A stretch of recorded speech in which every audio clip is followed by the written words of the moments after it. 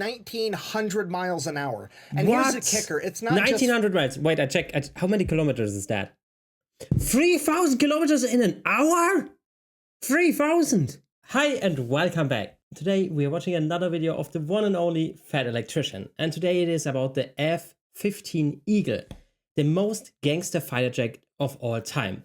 I already reacted to some very crazy planes from the US and I'm baffled by how they look, how fast they are, how fast they can shoot, and so much more. So I absolutely love to know more about the F-15 Eagle and if it's really the most gangster fighter jet of all time. But before we do that, please make sure to hit a like and a subscribe if you would like. And if you like my content, that would help me so much. Thank you so much for that. We are pretty close to the 25,000 without the K. That would be amazing. Thank you so much if we hit that. Today we're talking about the most gangster fighter jet of all time, the F-15 Eagle. It looks really cool. Oh my god. Look at this thing.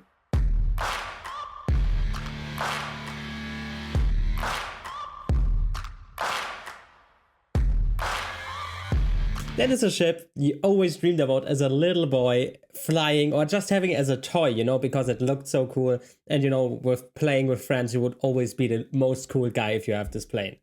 Ladies and gentlemen, this is the American muscle car equivalent of a fighter jet. Developed during the Cold War in the early 1970s, it was designed to do one thing and one thing only, and that is to establish air superiority. And being that this was the 1970s and stealth technology wasn't going to come out for another decade, Uncle Sam had to rely on good old-fashioned... What is stealth technology? Tell me in the comments. You're always so knowledgeable about every military stuff. Horsepower and gunpowder. He figured if you couldn't be sneaky enough to go unnoticed, you just had to be fast enough to go untouched. And that is exactly what they did with the F-15, because it is equipped with two Pratt & Whitney F-100 engines, totaling 19,200 horsepower, which is like 800,000 water chickens. This plane can travel at a max 0.5, which is roughly 1,900 miles an hour. And here's the kicker. It's not 1,900 miles. Wait, I check. How many kilometers is that?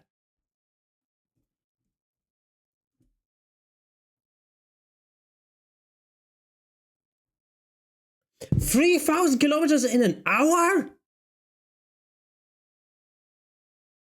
3,000.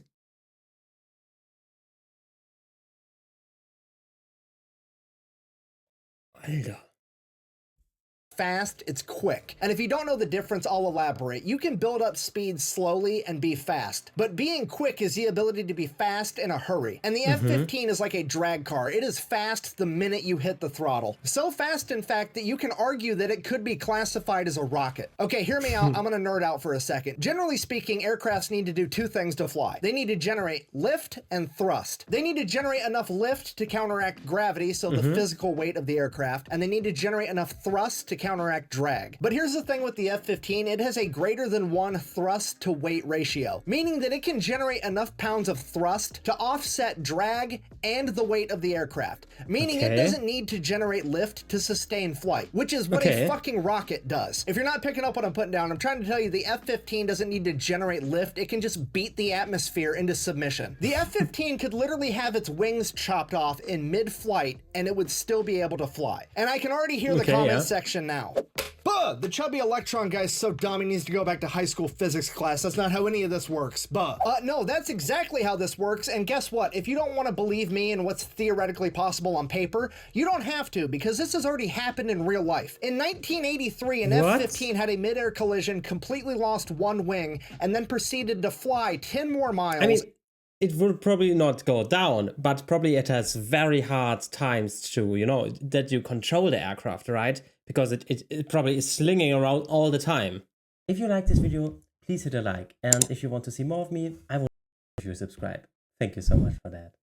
And then land safely. Okay, and if that's not enough proof that it's basically a rocket, you can look at how an F-15 takes off. I'll show you the footage. The minute it clears the runway, it goes straight vertical and breaks the sound barrier. It is one of the only planes on the planet that can do that. Yeah, it looks like it is on a, you know, it is on a line, but it's already in the air.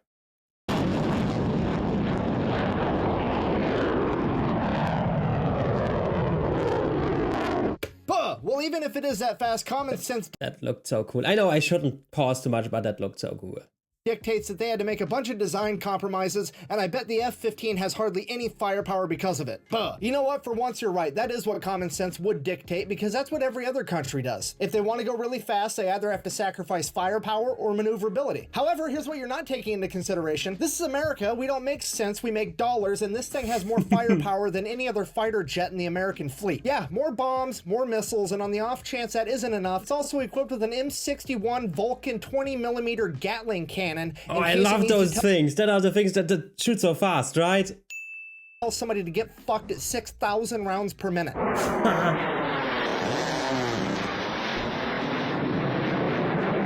So just so we're all on the same page, even though it sounds like making you know, closing a zipper a little bit. Look, listen to that. Tell somebody to get fucked at 6,000 rounds per minute.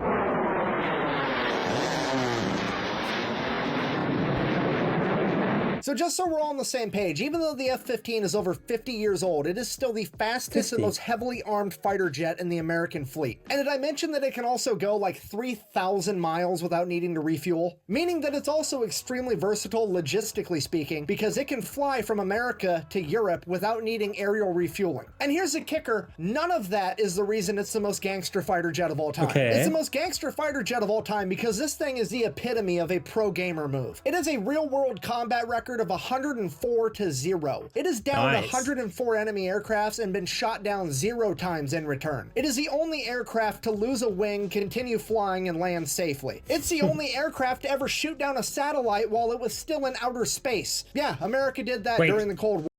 The satellite was in outer space, not the aircraft, right? This thing can't survive probably out of, or you know, in a higher atmosphere, right?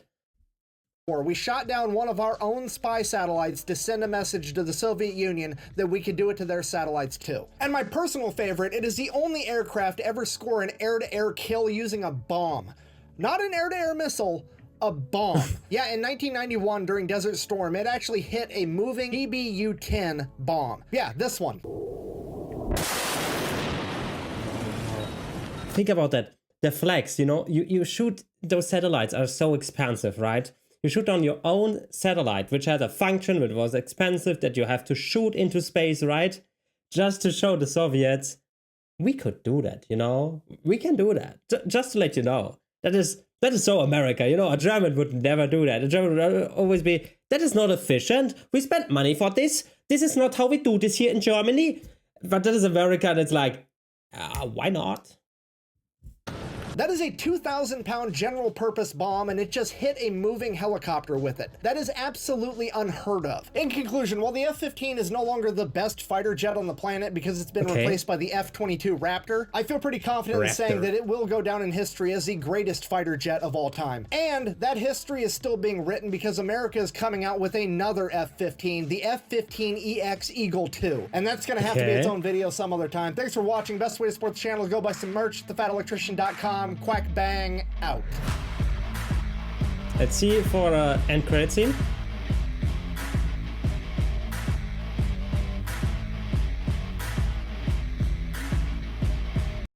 I don't have any luck.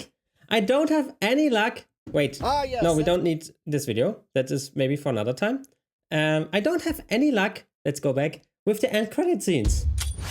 I don't have any luck. You know, always when people always tell me when I don't do, oh, there was an end credit scene, and people always say when I don't do, there's never one. Oh, that's so sad. But yeah, this plane is absolutely crazy. You know, I have never looked too much into what jets and everything can do, but from what I have known now, you know, that you can fly so incredibly fast and then also so long. I mean, okay, if you fly 3,000 kilometers per hour and can only do like 6. Of course, you should do at least 6,000 that you don't have to refuel after an hour, right? But it's absolutely incredible that you can just fly over the Atlantic in 2 hours. You know, that's crazy. I don't know how much a regular aircraft needs. I think something like 6 hours, 7 hours, something like that probably. So yeah, that's absolutely incredible, right? And there's always well narrated, nice jokes by the fat electrician. F-15 Eagle, and it's not even the best one, he said now. That was the F-22 Raptor. Maybe I can find another video about them. Maybe you can post them in the comments if we have a good video where they explain a little bit stuff like that.